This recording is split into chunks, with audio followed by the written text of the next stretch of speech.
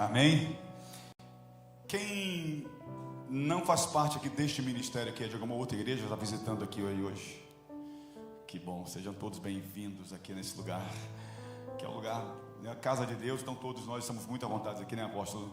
Que é o lugar da presença do Senhor, e é sempre bom receber pessoas que querem vir para adorar a Deus nesse lugar. Mais uma vez agradecer a toda a liderança presente aqui, a todos os pastores, ao conselho de pastores, muito obrigado por essa oportunidade de estarmos juntos aqui.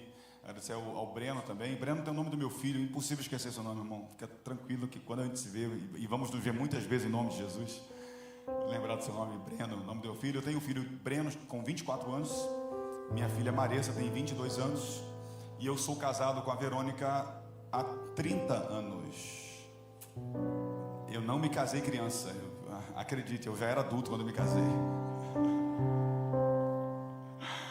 Sou filho de pastor de 85 anos. Jubilou, mas não aguentou ficar parado e voltou a pastorear. Está pastoreando uma igreja lá no Rio de Janeiro.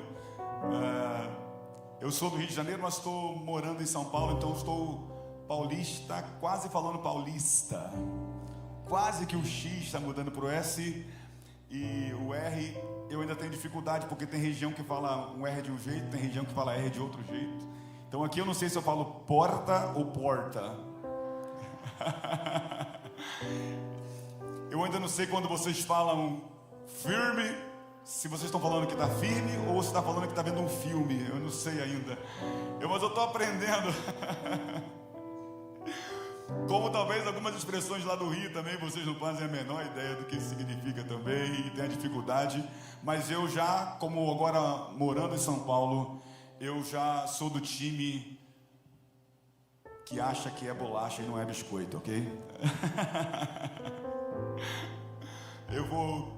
Eu vou ajudar os nobres políticos que estão aqui a mudar a lei, para tirar do envelope lá que está escrito biscoito, tira, escreve bolacha ali, para não confundir mais ninguém.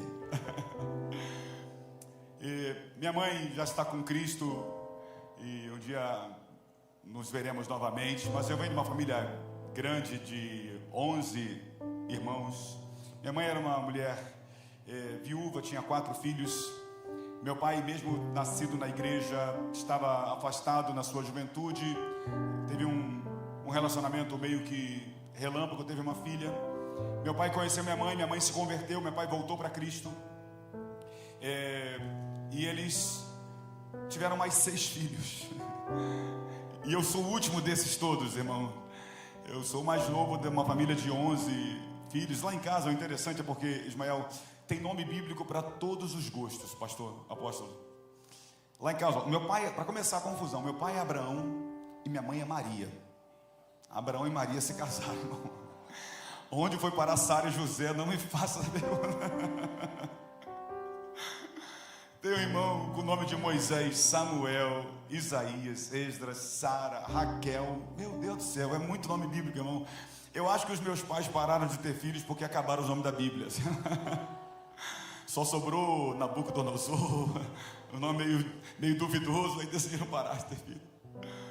Mas nasci numa família cristã e uma família musical. Lá em casa todo mundo canta, todo mundo toca. E eu, sendo o mais novo, vendo todo mundo cantar e tocar, fazer o quê, né? Era quase que inevitável que eu entrasse por esse caminho.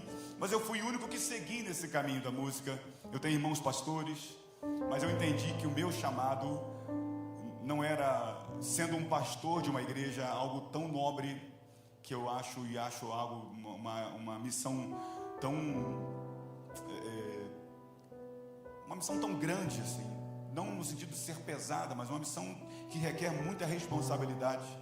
E eu entendi desde muito cedo que o meu ministério era ligado ao louvor.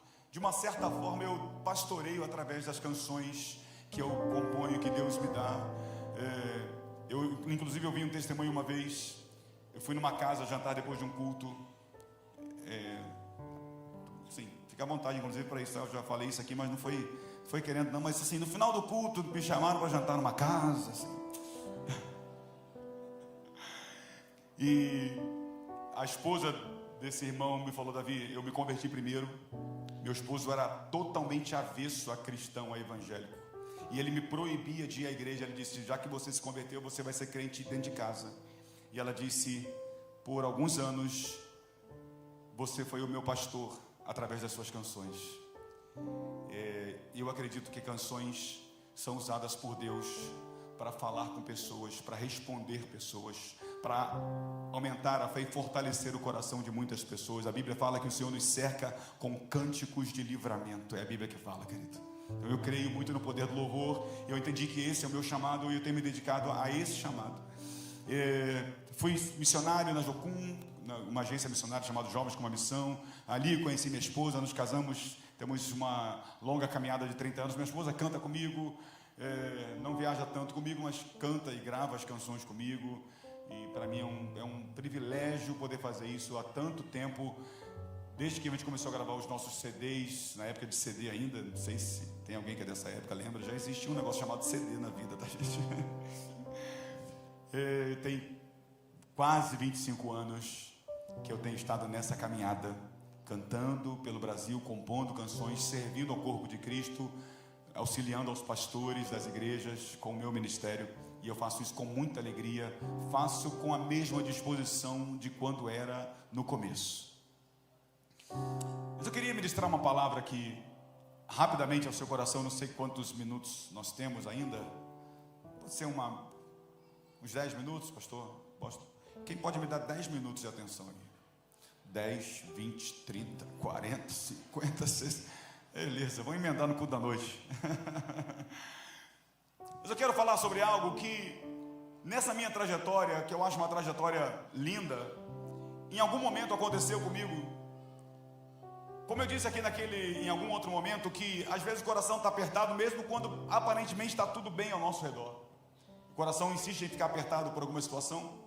E eu estava no ministério, ali a gente tinha gravado os nossos primeiros CDs, o CD Toque no Altar, que tem algumas canções que eu cantei aqui, tem A Te Louvarei, tem a música Toque no Altar. E um mês depois nós gravamos o CD Restituição, que tem a música Restitui, que tem a canção Bendita será tua casa, benditos serão. Tem, se eu for falar das canções aqui, a gente vai ficar a tarde toda aqui falando das canções, mas não é isso que eu quero falar.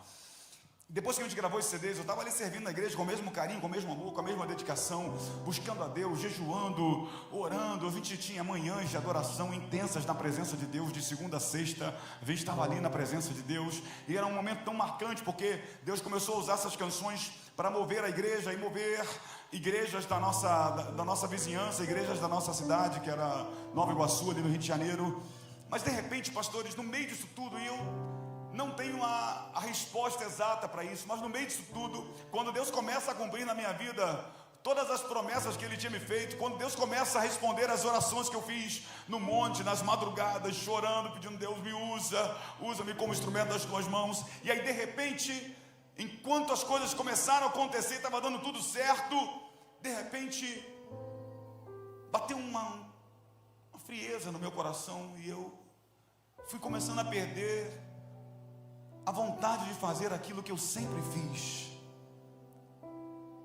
E eu, sem entender o porquê que eu, criado na igreja, culto todo dia lá em casa, culto na casa das irmãs, a gente fazia evangelismo, eu ia a pé, eu andava 2 horas da minha casa até a igreja, porque às vezes não tinha dinheiro de ônibus, só para estar lá 6 horas da manhã para orar, para adorar, pegar o violão junto com o povo que estava lá e adorar a Deus. Fazia aquilo com alegria imensa, e de repente aquilo começou a se tornar um peso no meu coração, e eu já não sentia o mesmo prazer de fazer essas coisas.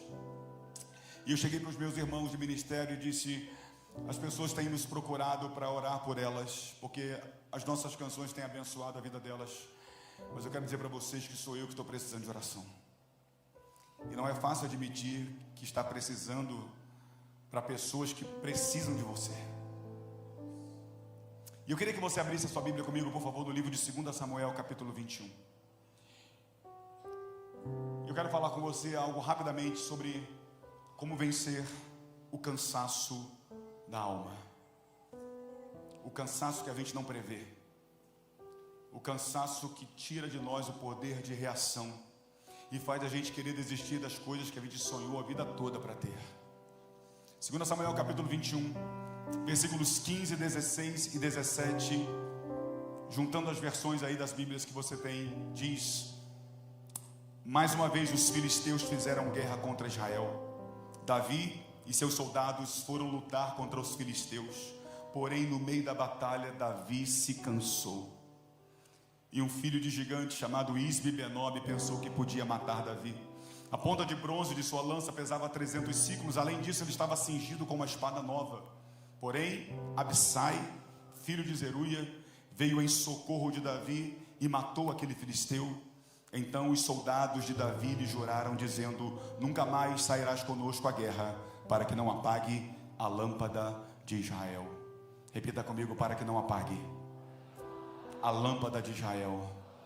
Diga: eu sou lâmpada de Deus, e a minha lâmpada não vai se apagar. Não vai, querido, a sua lâmpada não vai se apagar, pelo contrário, vai brilhar ainda mais, vai brilhar, ainda que seja uma pequena luz, vai brilhar no meio da escuridão, e vai iluminar o caminho de quem precisa, querido. A Bíblia fala a meu e a teu respeito: e assim brilhe a vossa luz diante dos homens, para que eles vejam as vossas boas obras, e glorifiquem ao vosso Pai que está nos céus. Há um brilho do Senhor em nós, há uma lâmpada de Deus em nós, querido. E essa lâmpada, ela não pode se apagar. E eu digo mais: essa lâmpada não vai se apagar na tua vida, em nome de Jesus, querido. Pessoas vão conhecer a Cristo por causa de você. Às vezes você nem vai precisar falar nada. Uma vez eu ouvi um ministro do louvor lá dos Estados Unidos dizer algo. O nome dele é Michael W. Smith, e ele acho que citou Billy Graham, uma frase que Billy Graham usava, dizendo: pregue em todo tempo, se necessário use as palavras. E eu sei que a nossa pregação, ela tem muito mais poder quando a nossa vida corresponde àquilo que nós estamos falando. Então brilhe, que a tua lâmpada brilhe. Você é lâmpada de Deus em algum contexto, na sua casa, no seu trabalho, na sua escola, na sua faculdade, para os seus vizinhos talvez. Eu e você somos lâmpada de Deus em algum contexto, Ismael. Mas esse texto fala que Davi era lâmpada de Deus para uma nação, porque os soldados de Davi disseram: Davi, a gente não quer que você fique correndo o risco de ir conosco para a batalha, porque a lâmpada de Israel não pode se apagar, você não pode morrer. Por que Davi era a lâmpada de Israel, querido? Porque Davi levou uma nação inteira à adoração, querido, a Deus, uma adoração genuína. Ouça, Davi ao todo reinou 40 anos, entre o reinado de Judá e todo Israel. O seu antecessor, Saul, também tinha reinado 40 anos, e o seu sucessor, Salomão, também reinou 40 anos. Os primeiros 3 reis de Israel reinaram 40 anos cada um, mas só na época de Davi teve adoração 24 horas. Só na época de Davi não teve apostasia, não teve adoração a outros deuses, porque um coração incendiado pode incendiar o coração de muitas pessoas ao seu redor, querido. Você foi chamado para incendiar o coração de pessoas, querido. Uma vez eu ouvi uma história a respeito de John Wesley, que as pessoas no meio daquele frio da Europa, da Inglaterra, naquela neve, saíam de casa super cedo, como um dia de manhã como hoje, e eles ficavam numa fila no meio da neve, fora da igreja, esperando a igreja abrir, para ouvir John Wesley pregar. E alguém ali da época, já os jornalistas, alguns perguntaram a John Wesley: o que faz essas pessoas ficarem no meio do frio esperando um culto começar para entrar na igreja para te ouvir? Qual é o segredo? E ele falou: eu me incendeio da presença de Deus, e as pessoas vêm para me ver queimar. Quando eu e você nos incendiamos de amor por Deus, querido, é inevitável que outras pessoas sejam alcançadas e tocadas por esse fogo, por essa glória, por essa paixão, por essa intensidade por Deus. Mas ouça, esse texto que fala desse Davi, um homem ungido por Deus, cheio do Espírito Santo. Na verdade, a Bíblia nem fala que Davi era cheio, a Bíblia fala que o Espírito Santo se apoderou de Davi. O Espírito Santo pegou Davi e falou: fica aqui comigo, vou te tomar para mim. Ungido por Deus, um excelente salmista. A gente canta os salmos de Davi até hoje, né? Um guerreiro poderoso. Não houve na história de Israel um guerreiro mais poderoso do que Davi. Um capitão do exército maravilhoso, um rei extraordinário, apesar dos seus erros. Mas a história de Davi nos ministra tanto nos erros quanto nos acertos. Esse homem vai com o povo de Deus para a guerra, com o exército de Deus para a guerra. para uma guerra, que já é a introdução para essa palavra, uma guerra que não era uma guerra inédita, era uma guerra repetida. Você lembra o que diz o começo do versículo 15? Mais uma vez os filisteus fizeram guerra contra Israel. Em outras versões, houve ainda outra guerra entre os filisteus e Israel. Os filisteus sempre enfrentavam Israel. Era aquele exército que na grande maioria das vezes perdia, voltava, se reorganizava para enfrentar Israel de novo. Aquela batalha não era uma batalha inédita, não era uma batalha surpresa. Aquela batalha era uma batalha repetida, era uma batalha recorrente. E em uma batalha repetida, em uma batalha recorrente, o maior guerreiro da história de Israel se cansa. O ungido de Deus se cansa.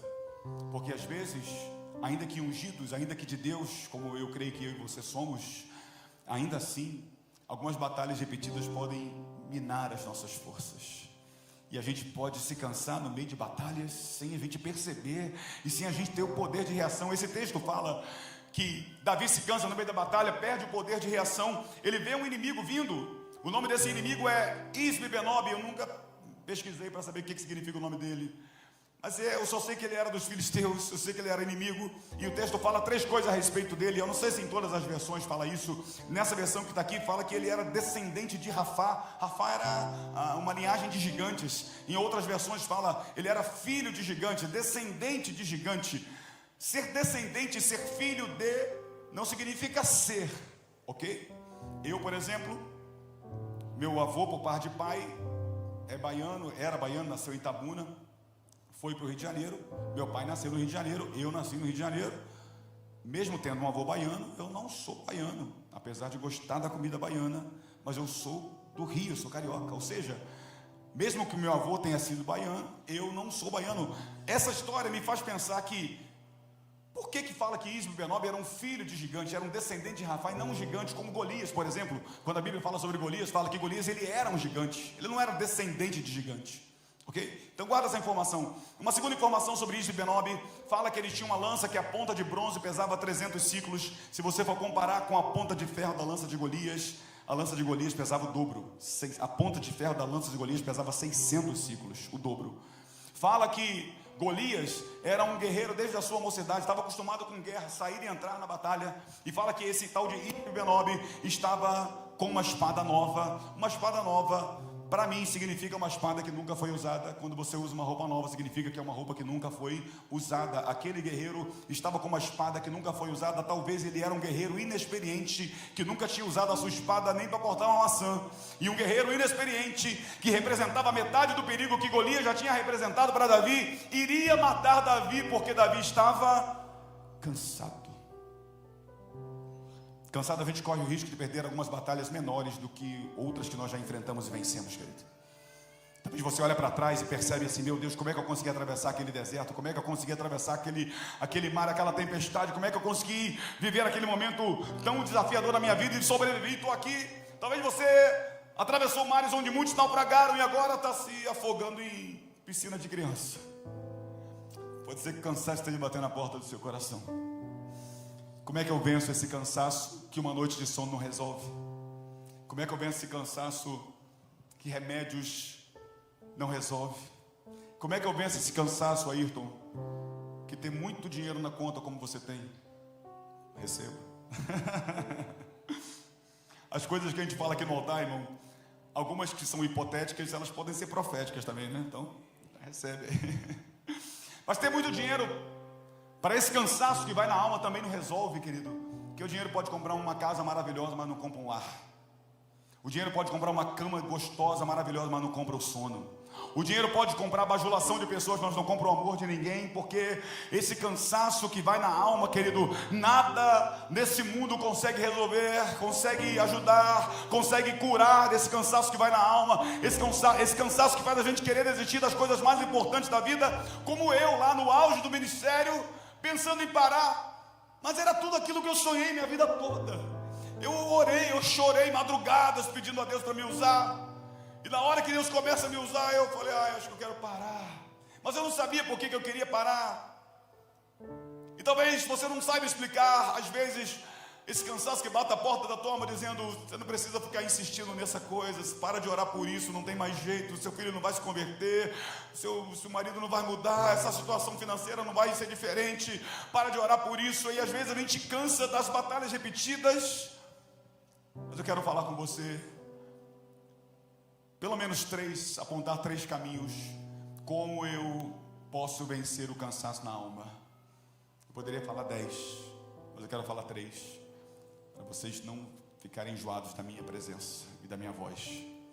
Primeiro, apóstolo, pastores, esse texto fala algo, ele diz: porém, porque sempre vai ter um porém de Deus.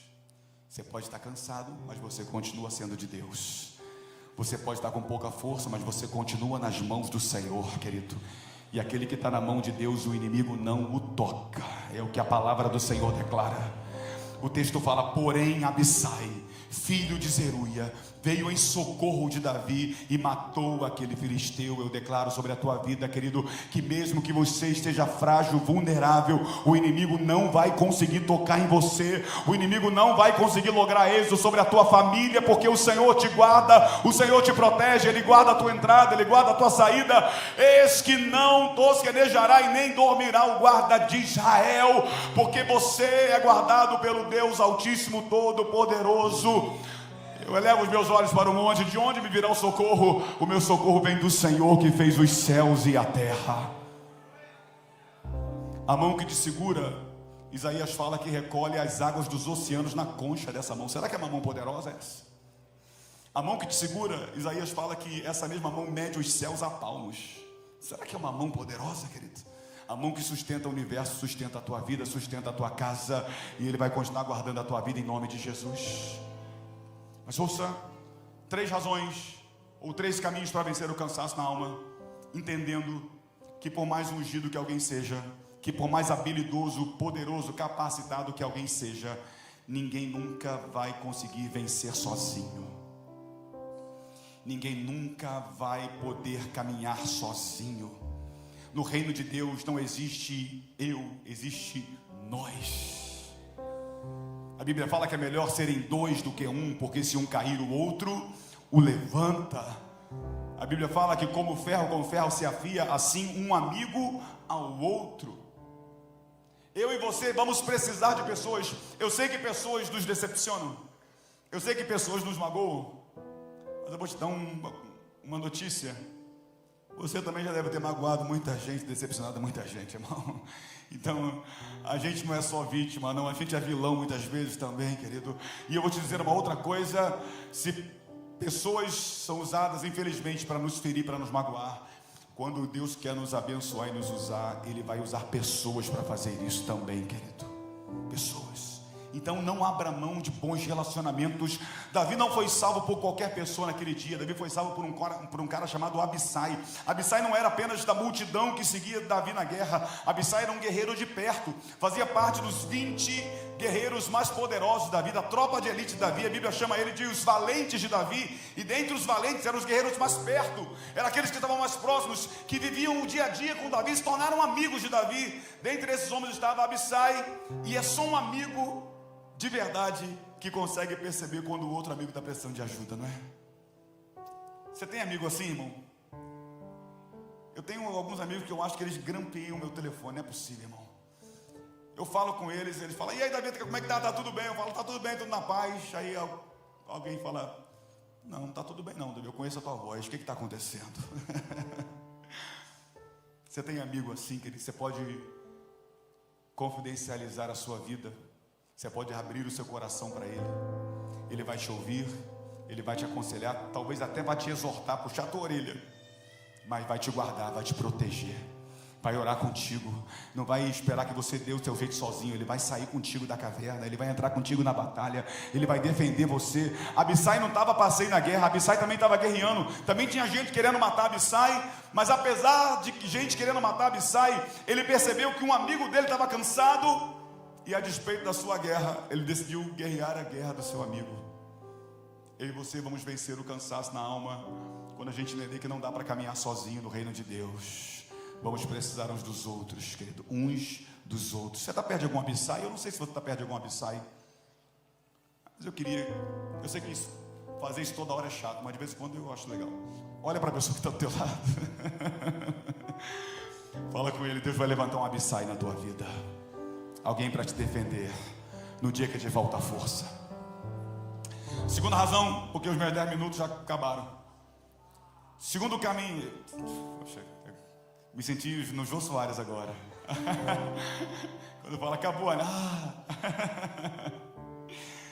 Segundo caminho para nos ajudar a vencer o cansaço na alma, não está nesse texto, mas está na Bíblia. Isaías, lá no final do capítulo 30, Isaías diz: até os jovens se cansam, mas os que esperam no Senhor renovarão as suas forças, subirão com asas como águias, correrão e não se cansarão. Querido, existe uma promessa até para quem está cansado na Bíblia. A Bíblia tem promessa para quem é fiel até a morte, para quem guarda os mandamentos. A Bíblia tem promessa para quem ora de madrugada. A Bíblia tem promessa até para quem está cansado. A Bíblia fala: se tem alguém cansado, vai correr e não vai se cansar, porque terá forças renovadas, porque decidiu esperar no Senhor. E talvez a questão principal seja essa. O problema todo é esperar, irmão.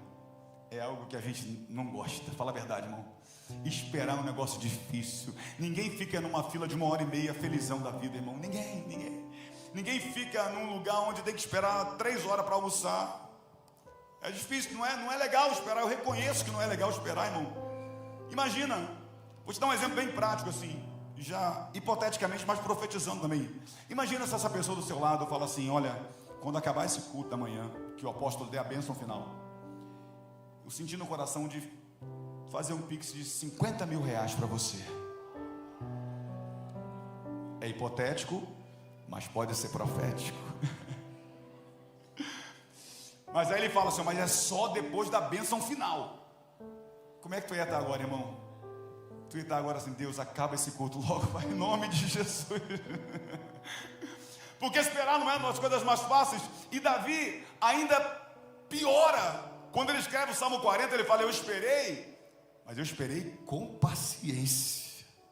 A questão não é só esperar, esperei com paciência.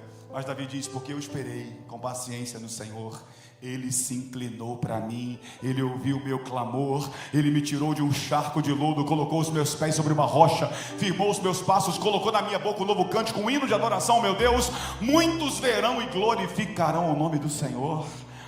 Olha o que acontece com quem decide esperar, querido. Lamentações 3,26 diz: bom é esperar a salvação do Senhor, e isso em silêncio. Davi ministra a sua própria alma dizendo: por que te abates, ó minha alma? Por que te perturbas dentro de mim? Confia em Deus e espera nele. Espera, irmão. Existem coisas na nossa vida que Deus nos deu inteligência para resolver. Existem outras que a gente vai precisar esperar Deus dar a direção, querido. Não faça aquilo que depende da direção de Deus para você fazer. Por favor, espera em Deus, e Ele vai cumprir na tua vida. Terceiro, para a gente terminar a introdução dessa palavra. Não, tô brincando. Como é que eu venço cansaço na alma? Quando eu entendo aquilo que Jesus falou para Pedro, lá quando ele foi lavar os pés de Pedro, quando ele foi lavar os pés dos discípulos. Momentos finais de Jesus na terra. Depois daquilo, teria a ceia e Jesus já ia ser levado para a casa de Caifás, traído por Judas. Mas antes, Jesus se prepara, enche uma bacia com água, se veste, se cinge com uma toalha e vai lavar os pés dos seus discípulos. Por que Jesus fez aquilo, querido? Esse texto me dá pistas e eu posso conjecturar a respeito desse ato de Jesus. Jesus vai lavando os pés dos discípulos, apóstolo, e de repente ele chega nos pés de Pedro. Ele vai lavar os pés de Pedro. Ele olha para os pés de Pedro. Eu não sei, será que é por isso que a gente fala aquele negócio de o peito do pé do Pedro é preto? Não tem nada a ver. Coisas que vêm à mente quando a gente está pregando. Não era isso, irmão. Não tem nada a ver. Ele vai lavar os pés de Pedro e fala: Pedro, deixa eu lavar os seus pés. Ele está sujinho, Pedro. Pedro fala: não, o senhor não vai lavar os meus pés. Que isso? Como assim? Tu é o meu mestre, eu que devo lavar. Jesus fala para Pedro, começa um diálogo com Pedro muito interessante. Jesus diz: Pedro, se eu não lavar os teus pés, você não tem parte comigo, você não será mais meu discípulo. Pedro fala: calma, Jesus, não precisa tanto, calma. Já que é desse jeito, então não lava só meus pés, não, lava minha mão e minha cabeça também. Não sei se ele falou assim, tipo, eu ando fazendo coisas e pensando em coisas que também precisam ser lavadas. Não sei se ele foi isso. Mas Jesus diz algo para Pedro. Jesus diz: Pedro, aquele que já foi limpo uma vez não necessita lavar senão os pés. Jesus está dizendo que até aqueles que um dia já foram alcançados pelo sangue, foram alcançados pela graça, se tornaram alvos como a neve, se tornaram limpos, se tornaram nova criatura. Às vezes poeira se apega ao nosso pé na caminhada, querido, e a gente vai ter que de vez em quando botar o pezinho na bacia de Jesus para ele lavar. Mesmo sendo ungido de Deus, mesmo sendo salvo, mesmo sendo cheio do Espírito Santo, a gente vive no mundo. Os discípulos iam se preparar para uma caminhada. Jesus ia subir aos céus e o ministério deles ia seguir. Eles iam começar o ministério deles pregando em Samaria, Judeia e nos confins da terra. E Jesus fez aquele ato simbólico dizendo: discípulos, nessa caminhada às vezes coisas vão se apegar a vocês. Como Hebreus, o escritor de Hebreus fala: já que estamos rodeados de uma tão grande nuvem de testemunhas, deixemos de lado o pecado e tudo mais que se apega a nós. Olha o que o escritor de Hebreus fala.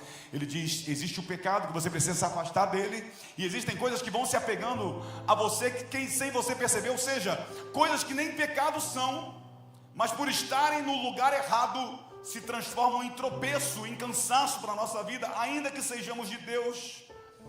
E Jesus está falando: Pedro, você já foi limpo, você é meu, você nem sabe ainda, mas você vai liderar o início da minha igreja. Jesus estava vendo tudo já que ia acontecer com Pedro, o Pentecoste. Jesus está dizendo: Pedro, mas eu preciso lavar os teus pés, porque às vezes poeira vai se apegando ao nosso pé na caminhada cristã. Princípios, valores vão sendo distorcidos, vão sendo minados. O mundo hoje cheio de informações, bombardeando a gente com informações erradas, contra os princípios da palavra. E a gente, sem perceber, às vezes está pensando igual ao mundo. Sem perceber, a gente está acreditando naquilo que o mundo está falando. Esquece do que a Bíblia está dizendo. A gente esquece de defender o que a Bíblia ensina e começa a acreditar no que o mundo está ensinando. É poeira que vai se apegando ao nosso pé na caminhada, e a gente, sem perceber, vai enfraquecendo, vai se cansando e vai querendo desistir. Mas hoje, nesse lugar, a bacia de Jesus está aqui, e Ele nos convida para mais uma vez lavar os nossos pés, querido, porque Ele tem uma caminhada longa para mim e para você, e é melhor parar aos pés de Jesus para Ele lavar os nossos pés, do que parar definitivamente em qualquer outro lugar. Se coloca de pé, por favor. Eu quero orar com você.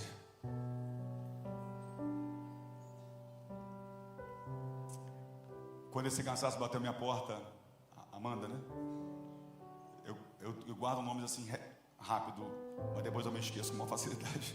Tenho problema com guardar nomes por muito tempo. Só o Breno que eu vou lembrar, porque é o nome do meu filho.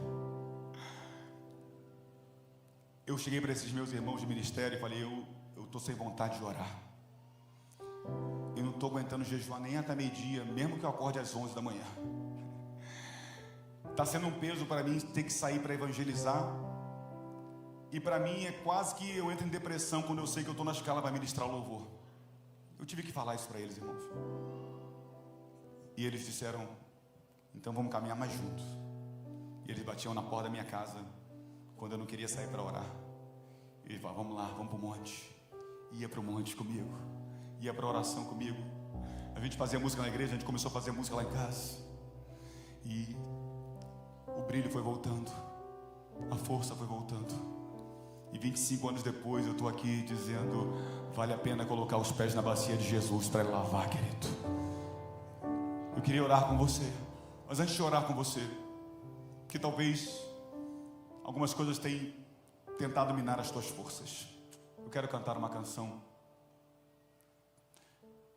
porque eu creio e profetizo que, se você está com pouca força, esse não é o fim que Deus planejou para você. Ele tem restauração para a tua vida, Ele tem restituição dos teus sonhos. das promessas, da tua força, do teu vigor. Ele restaura o que está cansado, Ele levanta o que está caído, Ele renova as forças daquele que não tem vigor, Ele sara o coração ferido, Ele enxuga as lágrimas do que chora, Ele não despreza a cana quebrada, nem o pavio que fumega, o vaso que se quebrou na mão dele, Ele é capaz e poderoso para fazer um vaso novo, querido. Eu e você estamos nas mãos do Senhor, vamos deixar Ele agir, vamos deixar Ele trabalhar. Canta comigo, por favor. Os planos que foram embora, o sonho que se perdeu, o que era festa e agora é luto do que já morreu. Não podes pensar que este é o teu fim, não é o que Deus planejou. Levante-se do chão, erga um clamor, restitui, diga: eu quero de volta o que é meu. Sara-me e põe teu azeite em minha dor. Restitui e leva-me às águas. Lava-me e refrigera.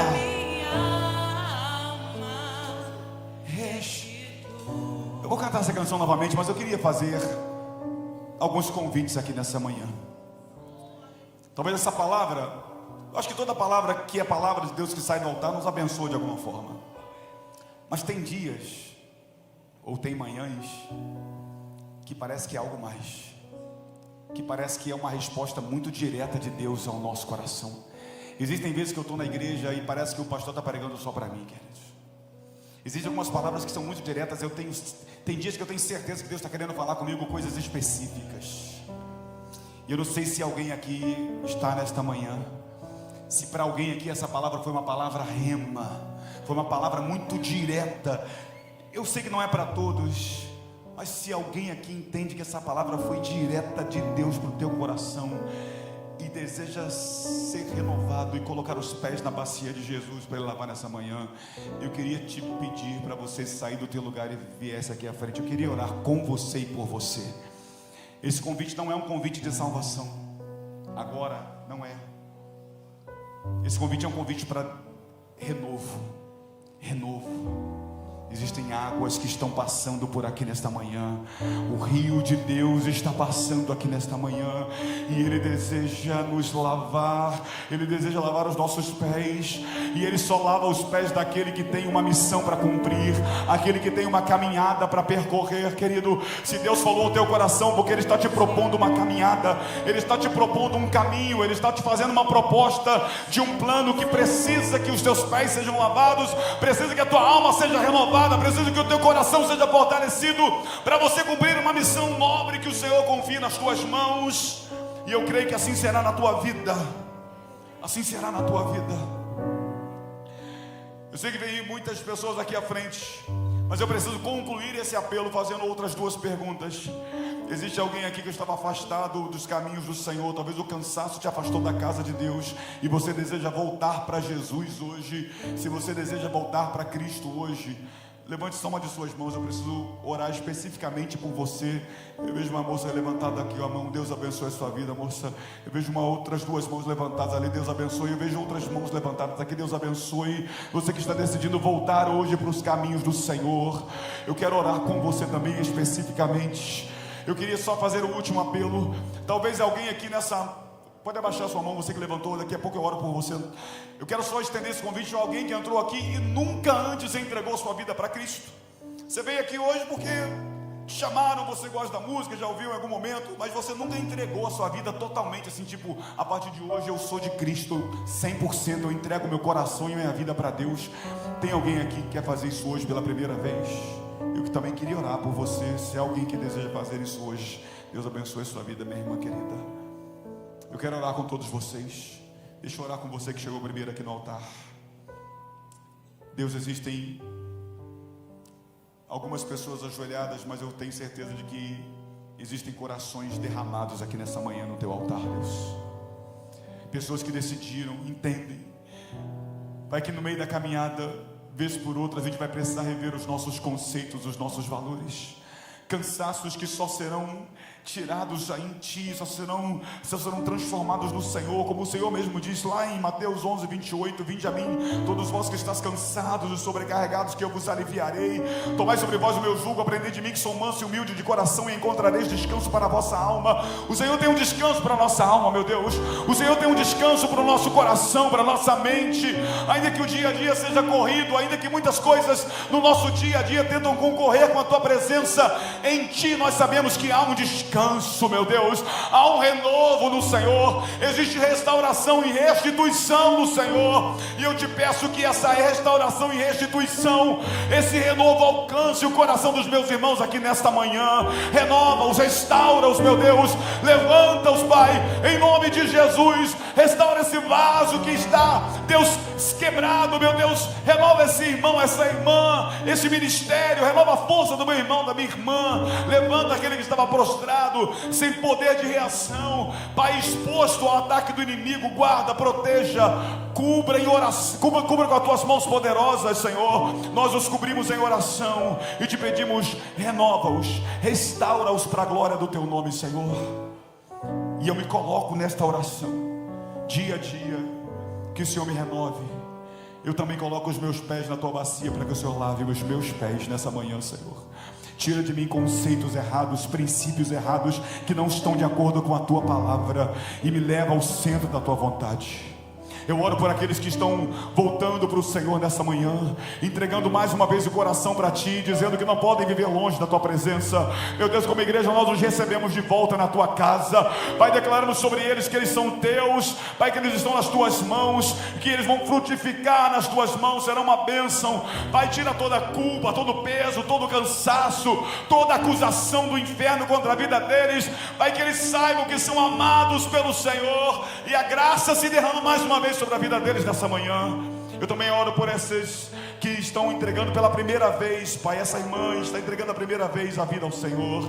Escreve o nome dela e deles no livro da vida, batiza-os com o Espírito Santo e usa-os para a glória do Teu nome, e que eles estejam vindo para a Tua presença, para nunca mais se afastarem do Senhor. É minha oração em nome de Jesus.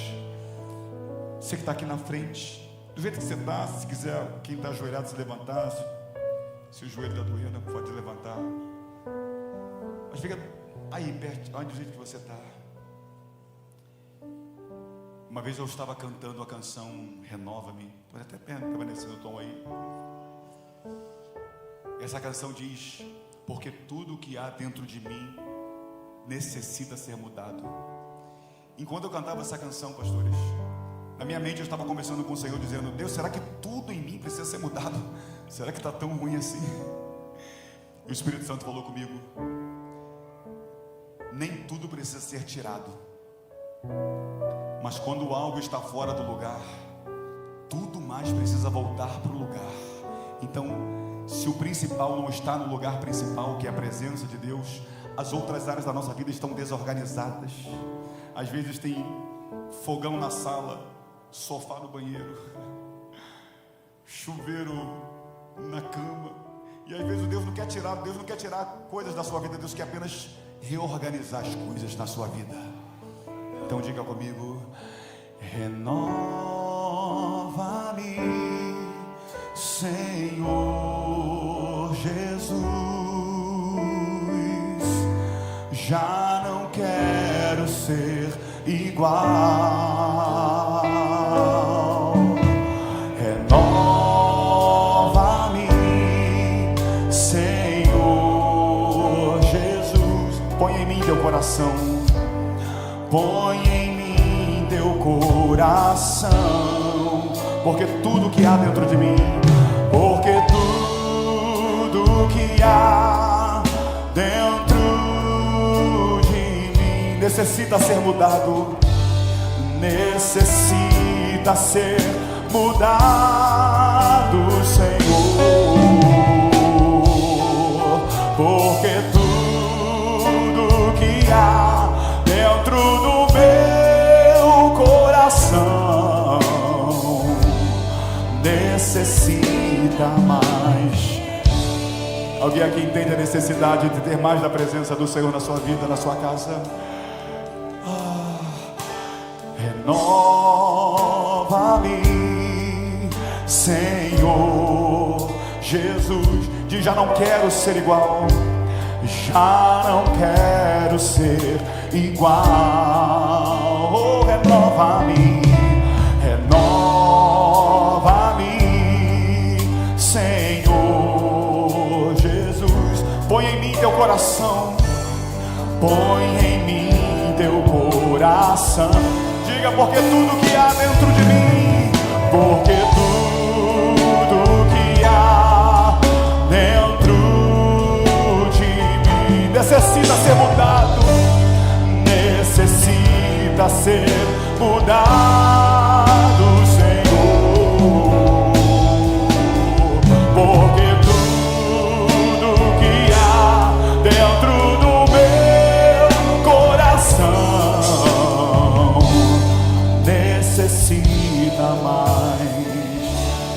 necessita mais de ti, necessita mais de, oh, necessita mais de ti, necessita mais. Antes de você voltar para o seu lugar e eu voltar a palavra aqui ao apóstolo, só me ouça, que eu preciso contar uma história para você e profetizar algo sobre a tua vida. 1 minuto no máximo. Jesus se encontra com Natanael. Natanael é um cara que, quando ouviu falar de Jesus, falou: quem? Jesus da onde? Nazaré? Pode vir alguma coisa boa lá de Nazaré? Eu sou de Nova Iguaçu, Rio de Janeiro. Talvez alguém já tenha falado: quem? Davi? Nova Iguaçu também? Que benção, bem que eu vi uma luz assim sobre a tua vida. Brincadeira. E alguém poderia ter falado: quem? Davi? Da onde? Nova Iguaçu? Só tem pobreza e violência lá. E esse homem, Natanael, de uma certa forma desdenhou de Jesus. Falou: lá de Nazaré não tem como vir coisa boa de lá. E Jesus se encontra com esse homem. E Jesus é curado, né? Jesus chega para ele e fala: eis aí um bom judeu em quem não há dolo. E Natanael responde a Jesus. Eu acho que Natanael era de Porto Ferreira. Natanael olha para Jesus e fala: te conheço da onde? Cheio de atitude.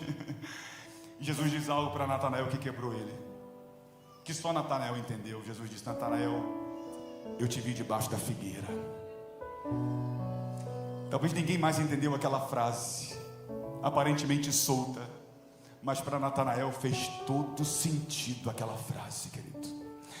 Eu não sei o que de Deus te alcançou aqui nesta manhã, mas talvez só tenha feito sentido para você.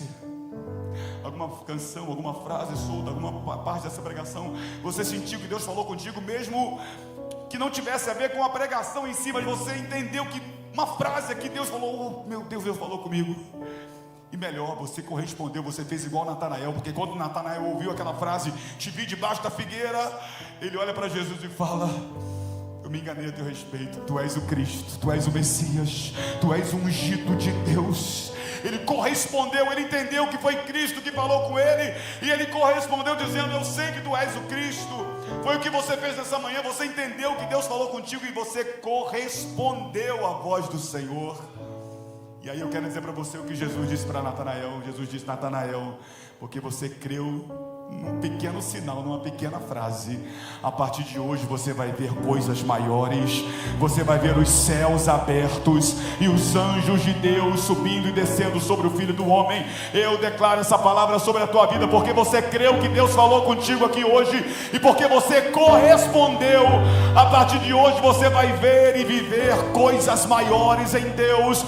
Coisas maiores de Deus estão reservadas para aqueles que acreditam nos pequenos sinais. E você creu, então vai se manifestar na tua vida coisas grandes, firmes e sobrenaturais de Deus na tua vida e na tua família. Recebe essa palavra em nome de Jesus.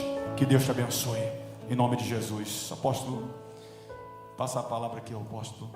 Se quiser voltar para o seu lugar, pode voltar para o seu lugar. Volte firme com Jesus. Aqueles que estão voltando para a casa de Deus, volte e fique e permaneça aqui ao teu lugar. Que Deus abençoe todos vocês. Muito obrigado, meu apóstolo.